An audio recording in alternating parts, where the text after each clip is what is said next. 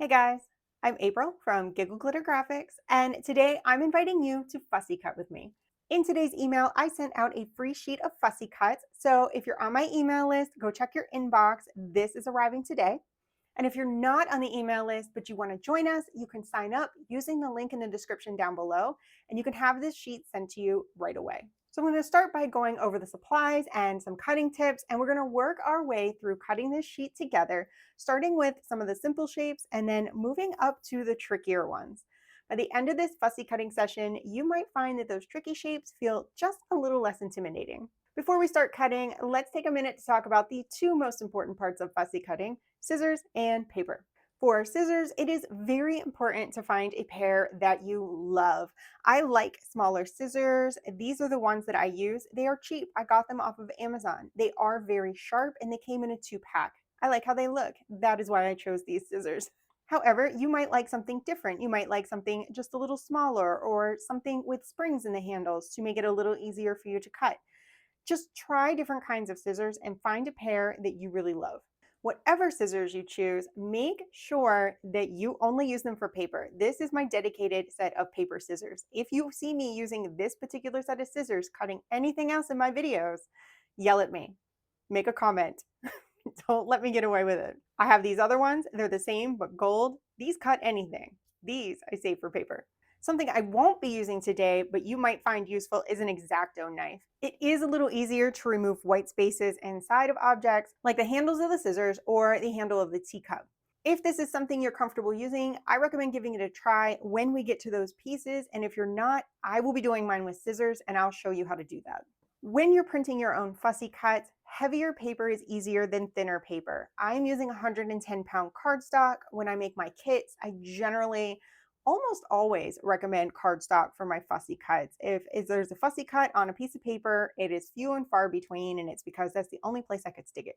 If you feel like for your project the fussy cut does need to be on paper, try something a little heavier. I like a 32 pounds paper. That is what I use for all of my paper elements. It has a really nice feel, but it's heavier and it's not going to just droop over whenever you're holding it to cut. Sometimes what you want to fussy cut is on something you purchased or recycling, so obviously you do not have control over that, and so just ignore this little tip. But if you're printing your own, then going with cardstock is going to give you an easier time of cutting these out.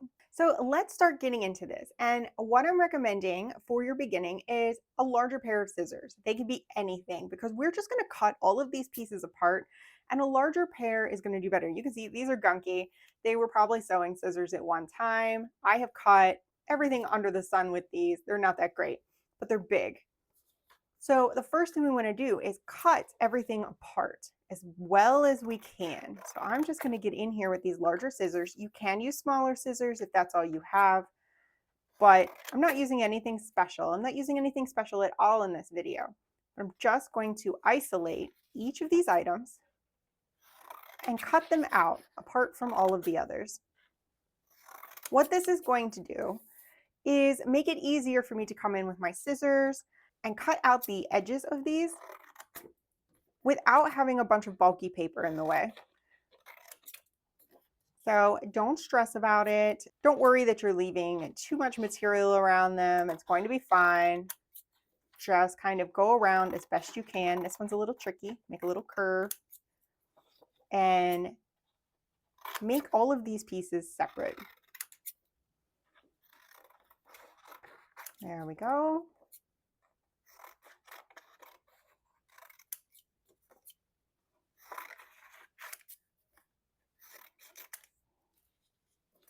So here I've got my pile, and I won't use these anymore. They're only good for cutting things apart. They are no good for anything else. Those are my big job scissors. So let's start by grabbing one of these little tag pieces. This one is for the fern picture. You can choose any, it doesn't matter, but if you want to follow along exactly, this is the one I'm going to use. And there are two ways to cut out your fussy cuts. You can cut right against the edge of the image, or you can leave a little bit of a border. Leaving a border can be a little more forgiving. You won't accidentally cut off something important, and it does make the edges pop out when you're layering things. And I'd like to start by cutting with a border around these labels. You don't have to do all of them at this time. but this is a good starting point, and we're just going to trim so that there is a little bit of white all around the edge. When you're cutting, you want to use a smooth cutting motion. You do not, and I'll show you right here on the end, you do not want to use the end of the scissor, because whenever I snip with the end of the scissor, it's going to be a little hard, but it causes a tear up at the end of the cut. You can see that a little more on my big scissors. There is a tear right at the end there, and it's not very pretty. So don't cut to the end of the scissors. Cut with the back of the scissors and then into the middle, and then reposition them whenever you start getting towards the end. So I'm putting my scissors back in. I'm positioning towards the back of the scissors. The second tip is you steer with the hand holding the paper. So when I get to this curve, I'm going to steer using that hand that's holding the paper, and I'm just going to come right around like this. And the whole time I'm trying to stay about the same width away, but if it's not perfect, it doesn't matter. I'm just steering my way around. And I got a little funky on that corner. I usually cut up against the edge. I don't have a lot of practice. There we go, round that out a little bit, clean it up. And now I have my label with a little bit of white around the edge. For the rest of this video, we're going to be cutting right up against the edge. I really want to challenge you guys today. And in my kits, I always cut all the way to the edge, whether it is with my cutting machine or by hand. I'm always cutting on the edge of the image. So I'm not going to cut all these little tags out because that's not as fun. And they're all very much the same. But we are going to work our way through progressively harder images. So let's go to our envelope. We're going to start by just cutting right along these edges. So I've got my little scissors, cutting in, and I'm just going to follow that edge. It's pretty straight. It's got maybe a little wiggle to it here and there, but it is very straightforward. When you get to an end, get rid of that extra paper. You don't want that to be in your way. Cut it right off, and then move to the next corner.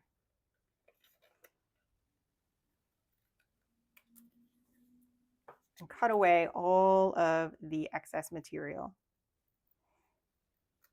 Do your best to follow those edges, even when they wibble and wobble just a little bit,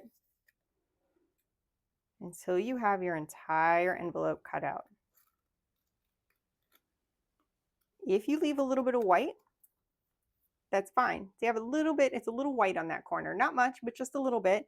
I'm going to put some distress ink around that. It's going to disappear entirely. So there's our envelope. Next, let's move to something a little harder, but not crazy difficult. Let's move to the ferns in the frame. You can see we've got kind of a rounded shape. We've got some lumps and bumps around the edges. So this is going to be just a little more challenging. So I'm going to come in here where I'm closer to the edge, and I'm just going to, steering with my left hand. You're right if you're a lefty. That off hand is the one that's steering. And you're just going to work your way right around the image. Take your time. Don't feel rushed. Don't panic. Try to do your best to go around each of these little details.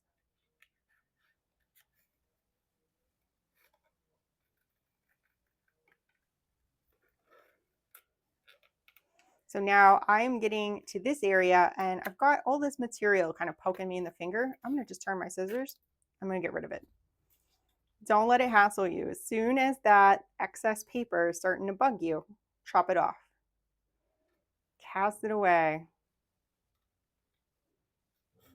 Now I'm going to do my best to edit it out, but if you're hearing a lot of noise in the background, somebody's having a tree cut down in the neighborhood. There's a chainsaw, there's pieces going into a big bin. It's quite noisy on my street. The house across the street is getting new windows, but I can't wait for a perfect day to film. So I'm just going to keep on keeping on, keep working my way around here. steering with my other hand,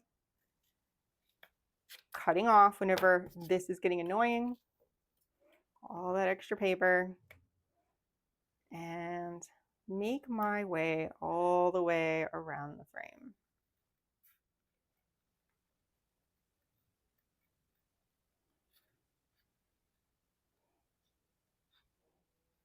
And there we go. You can see that came out pretty good. Letting my other hand do the work, and I've got these cute little edges, but this wasn't too crazy. It wasn't too wibbly around the edges. We just had a little bit of detail to go around. Next, let's do the pendant with the moth inside. This is a little longer. It's got some fiddly pieces up in here, and we're going to talk about these fiddly pieces when we get to them. So again, pick a spot, any spot, and start your working your way right around. This is going to be very similar to our frame. You're just going to follow those edges. Here you have a little bit of a bump out where that cap is. So I'm going to cut in from the outside so that I can get that out. I tore it just a little bit, but that's okay.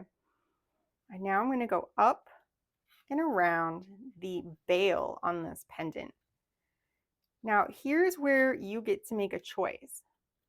I love how this looks. We've got this whole kind of bail pendant look. I can cut all the way around this.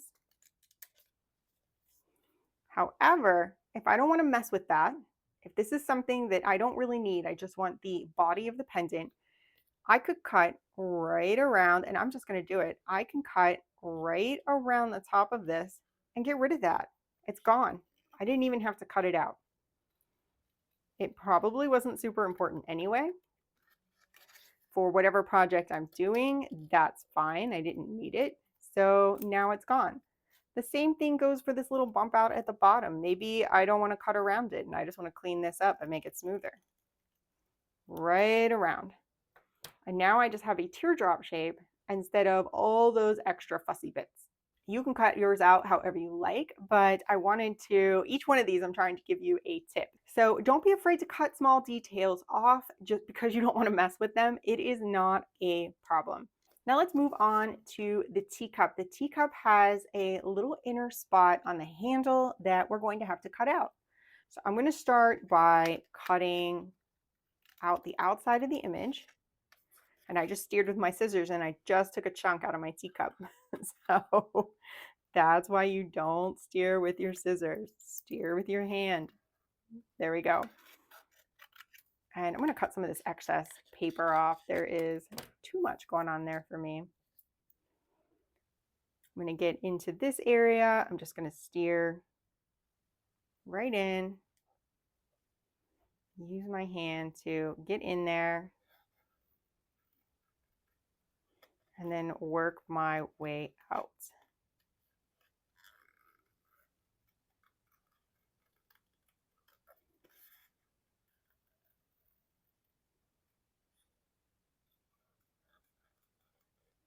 I'm going to cut, you see we have a deep corner here. I'm going to cut right into that corner. Then I'm going to come back and I'm going to cut from this direction and I'm going to meet it as gently and as precisely as I can. And then see if that will pop out. It will not. So let's go back in with the scissors. And there we go. Now I've gotten right into that corner. And I can carry on cutting around the top of the teacup, which is a little easier.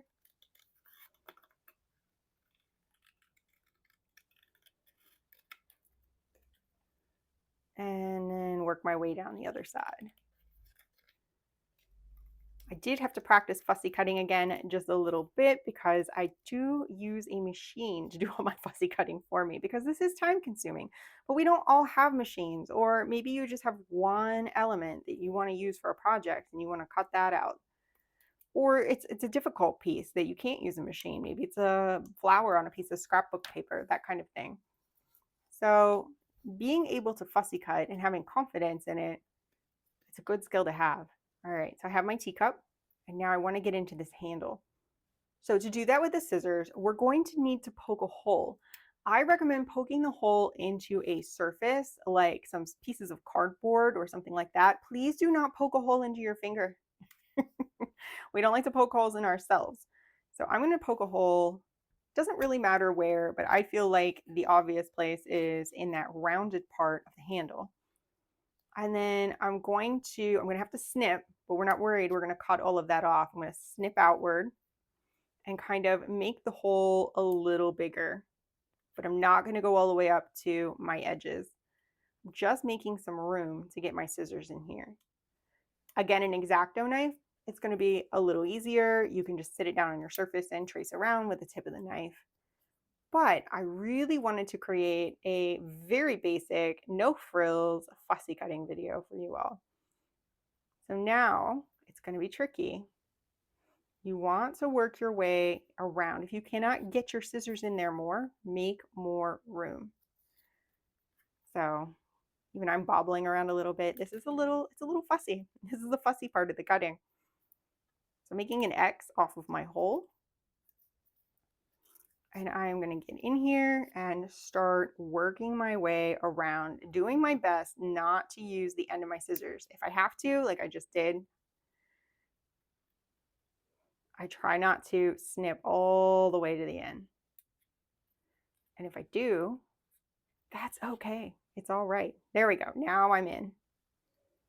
I'm just going to do like everything else. I'm steering with my other hand.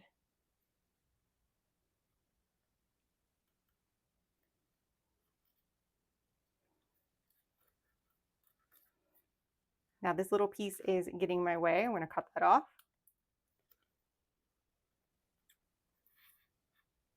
And now I can really get in here and start working my way around.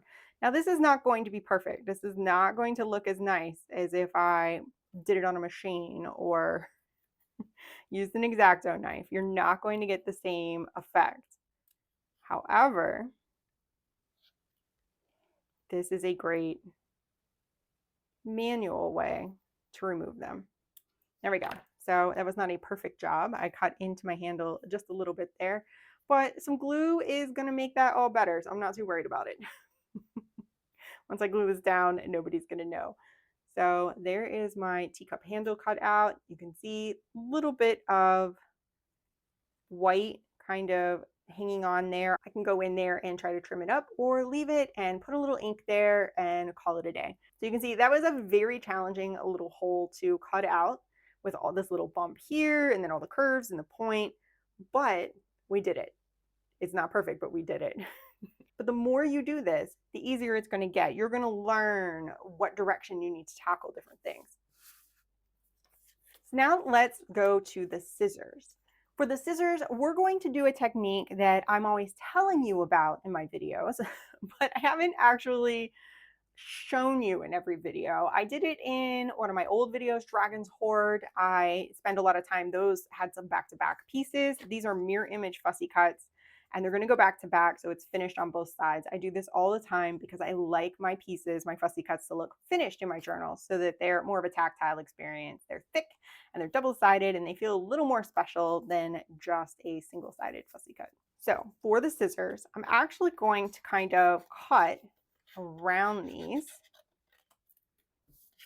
like so, just to get a lot of the bulk out. And now I'm going to cut out the point of the scissors. I always say find an identifying feature. A lot of times I'll say both ends, but because these are long and skinny, I think we can do this with just lining up the tip of the scissor. So I'm going to go in and I'm just going to cut the tip of the scissor. I'm going to cut right out. The tip is just a little rounded, so I'm going to give that a little curve. And then I'm going to come up to the other end of the scissor, other side of the scissor, and then I'm going to cut out again. So now I just have the tip of the scissor cut out. I'm going to repeat that for the second scissor. So coming in,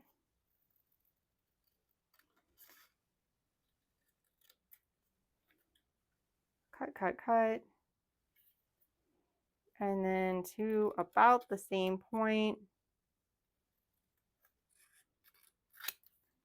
cut that off.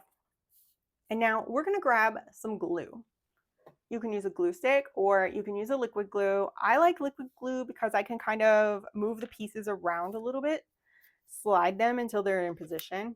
And I'm going to kind of just put a light layer of glue on here. I'm just barely squeezing the bottle.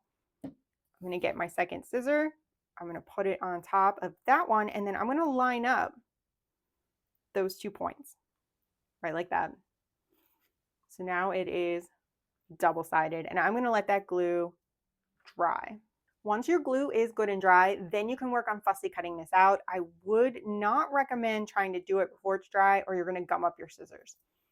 So now, just like we have been, I'm just going to steer my way right around this fussy cut.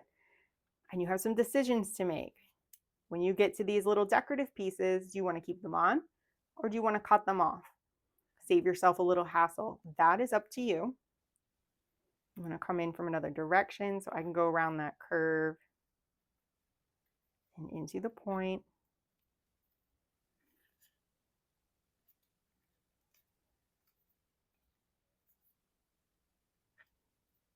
There we go. And I'm going to work my way around the entire thing as neatly as I can. Again, if there's a little white, your distress ink, if you use distress ink, is going to take care of that. You can always neaten up your fussy cuts a little bit after they're cut, just by adding that little bit of ink on the side. Trying to talk and concentrate at the same time. It's challenging. And then holding it under the camera at the same time is also challenging. But I wanted to cut these in real time with you. I thought it would be so fun to be able to sit together and do this. And I was right. I'm really enjoying this. It's kind of a soothing, relaxing process cutting these all out. See there, I'm working my way around the scissors.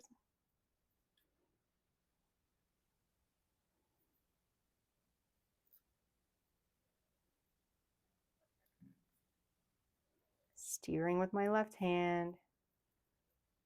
Staying loose, staying cool. Not feeling stressed about it.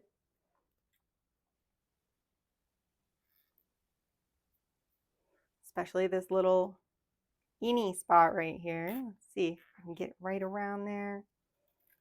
I'm going to cut off. And then from the other side.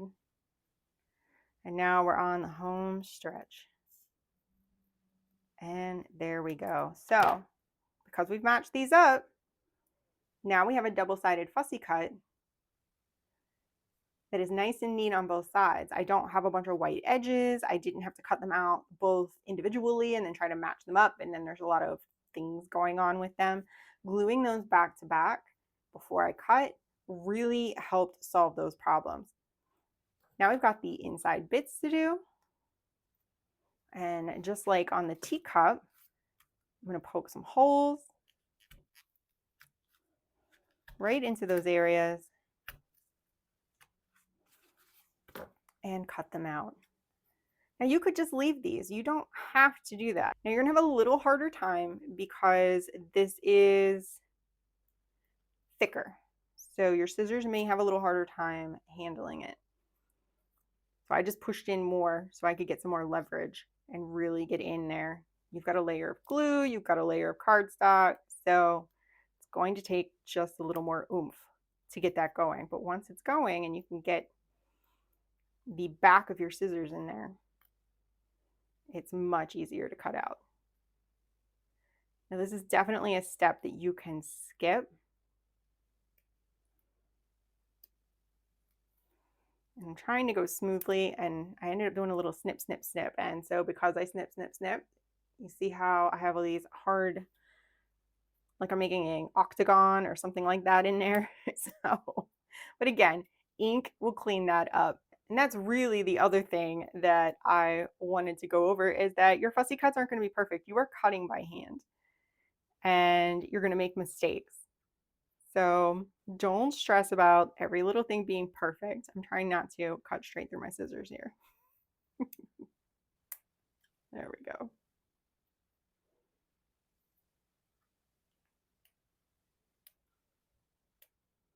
When I'm designing my projects, I try not to give you pieces like this where the insides need to be cut out to look good. I work very hard to keep my fussy cuts fairly simple and not annoying because for me, this is not fun. I would just take this to the cutting machine and cut it. And even then, this would not be cut out. I use a Brother Scan and Cut, and these areas would not be cut out. I'd have to do them myself. So it doesn't do innies like this. So this is not something that you're going to find a lot of in my kits, but I really wanted to cover all aspects. There we go. All aspects of fussy cutting for you because you're not just cutting my kits, you're cutting other people's kits. They may not have these back-to-back pieces, which does make cutting these inside parts out much harder.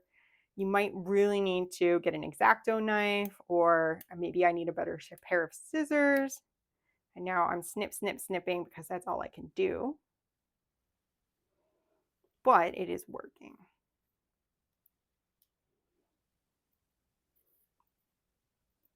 But here we go. Now I'm in there and I'm really gotten started.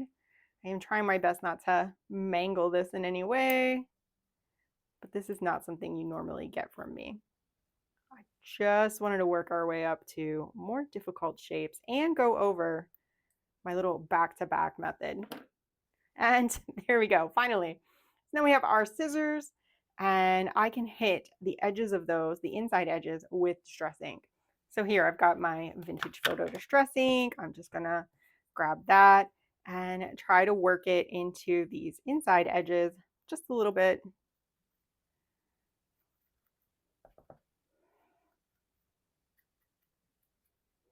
And you see how much better that looks already.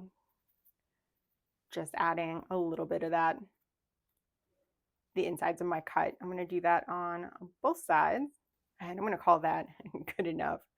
I did not glue my ends together very well up here. That was an incredibly fussy cut. If you found it frustrating, I apologize.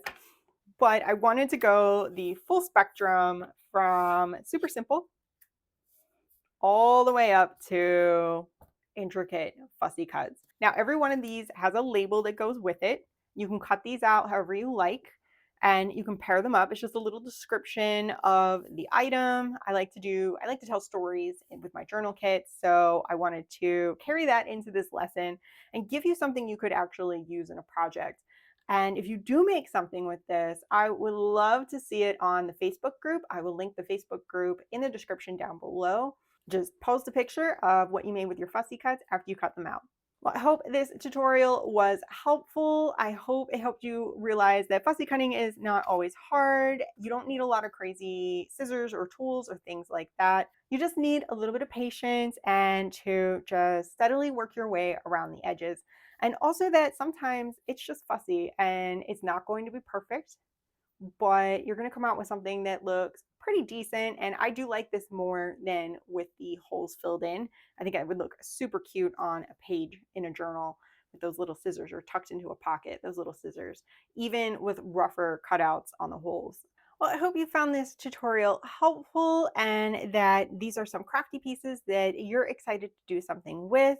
Please post those on the Facebook page if you do make something. I really would love to see what you do. Thank you all for watching, and I'll see you in the next video.